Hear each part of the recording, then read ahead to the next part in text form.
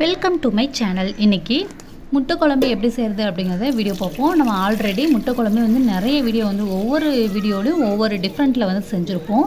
இன்றைக்கி இந்த வீடியோவில் என்ன டிஃப்ரெண்ட்டாக செஞ்சுருப்போம் அப்படிங்கிறத பார்ப்போம். வாங்க வீடியோக்குள்ளே போய் தெரிஞ்சுக்கலாம். முன்னாடியே முட்டையை வேக வச்சுக்கலாம். எப்படியும் அது வேகிறதுக்கு 20-25 நிமிஷம் கிட்ட ஆகும். அதனால் முன்னாடியே முட்டையை வேக போட்டுக்கோங்க. இப்போ சாந்து அரைக்கிறதுக்கு ரெடி பண்ணிக்குவோம். ஒரு கப் அளவு சின்ன வெங்காயம், 3 தக்காளி நீல வாக்கில் கட் பண்ணி சேர்த்துக்கோங்க. சீக்கிரமாக வதங்குறதுக்காக கொஞ்சமாக கல்லுப்பு சேர்த்து நல்லா வதக்கிக்கலாம். இது நல்லா ஆறுனதுக்கப்புறமா பேஸ்ட் போல் அரைச்சி எடுத்துக்கணும். இது வதங்கிட்டு இருக்கும்போது கொஞ்சம் போல் சோம்பு சேர்த்துக்கோங்க. அதோட வாசனை நல்லா எடுத்து கொடுக்கும். ஒரு அரை ஸ்பூன் அளவு தான் நான் சோம்பு சேர்த்துருக்கேன், நிறைய சேர்க்க வேண்டாம். ஒரு பட்டை, நம்ம பட்டை தாளிக்கும் போது சேர்ப்போம், இருந்தாலும் அரைக்கும் போது ஒன்று சேர்த்து அரைக்கும் போது நல்லாயிருக்கும். இப்போ என்னென்ன பொருள் தேவையான பொருள்கள் பார்ப்போம். 2 கிராம்பு, 1 ஏலக்காய், 4 பட்டை, கொஞ்சமாக கல்பாசி, 1 பிரிஞ்சி இலை, இஞ்சி பூண்டு கொஞ்சமாக 1 ஸ்பூன் அளவு தட்டி வச்சுருக்கேன், பச்சை கருவேப்பிலை, கொத்தமல்லி, புதினா, அதுக்கப்புறம் கறி மசாலா தூள், மஞ்சள் தூள், முட்டை மசாலா பொடி, 1 பல்லாரி நல்லா நீல வாக்கில் கட் பண்ணி வச்சுருக்கு, 2 பச்சை மிளகாய், 2 தக்காளியை நீல வாக்கில் கட் பண்ணி வச்சுக்கோங்க. இது எல்லாமே தாளிக்கிறதுக்கு தேவைப்படும்.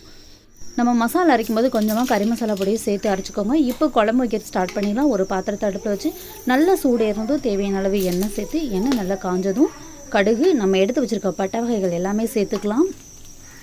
ஏலக்காய், பட்டை, கிராம்பு, பிரிஞ்சி இலை, அதுக்கப்புறமா பச்சை கருவேப்பிலை, 2 பச்சை மிளகாய். இது பச்சை மிளகாய் நல்லா வதங்கினதுக்கப்புறமா இஞ்சி பூண்டு பேஸ்ட்டு போட்டுக்கோங்க.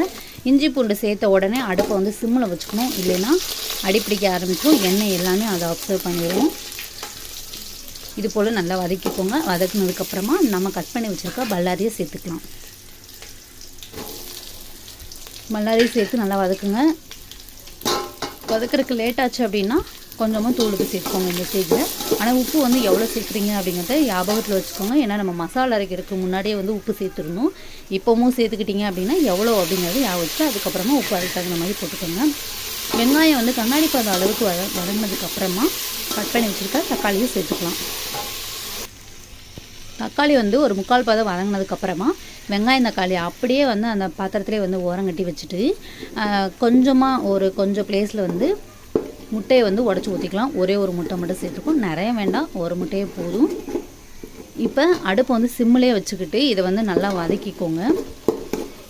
அதை வறுத்தெடுப்போம் இல்லையா, அது மாதிரி தான் இது. நல்லா அந்த இது கொலன்னு இருக்கிறதெல்லாம் போயிட்டு உதிரியாக வரணும். அந்தளவுக்கு வறுத்துட்டு இப்போ நம்ம முன்னாடி வதக்கி வச்சுருக்க வெங்காயம் தக்காளி முட்டை எல்லாத்தையும் சேர்த்து நல்லா மிக்ஸ் பண்ணிக்கலாம்.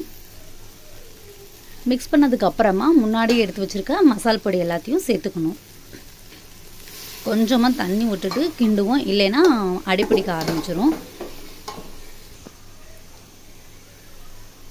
கிளறினதுக்கப்புறமா முன்னாடி எடுத்து வச்சுருக்க அரை கைப்பிடி அளவு கொத்தமல்லி, அரை கைப்பிடி அளவு புதினா, இதையும் சேர்த்து நல்லா வதக்கிக்கோங்க. கடைசியாக போடலாம். அது ஒரு டெக்கரேஷனுக்காக மட்டும்தான் இருக்குமே ஒழிய அதோட எசன்ஸ் நமக்கு கிடைக்காது. அதனால் நான் எப்போவுமே முன்னாடி சேர்த்துக்குவேன்.